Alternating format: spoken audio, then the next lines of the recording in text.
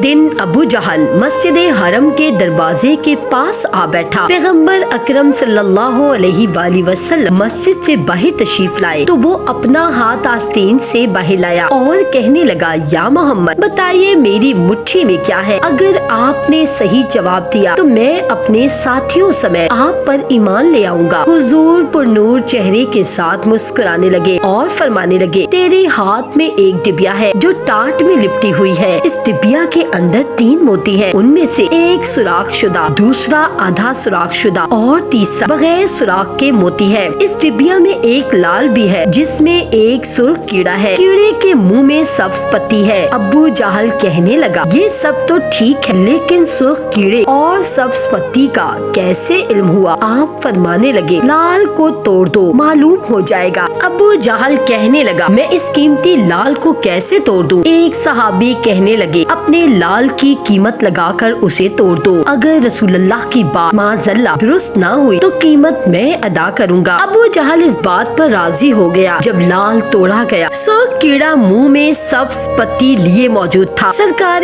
دو عالم نے اس کیڑے سے دریافت کیا، تم کب سے اس لال میں موجود ہو؟ کیڑے نے پہلے سرکار دو عالم کی خدمت میں سلام عرض کیا، پھر کہا، مجھے نہیں معلوم لیکن اللہ تبارک و تعالی مجھے روزانہ 3 سبز پتیاں عطا کرتا ہے۔ آپ نے فرمایا، تیرا ذکر اور تسبیح کیا ہے؟ کیڑا کہنے لگا، خدا نے مجھے روزانہ 10 مرتبہ آپ پر درود بھیجنے کا حکم دیا ہے جس کی برکت سے وہ مجھے روزی عطا کرتا ہے۔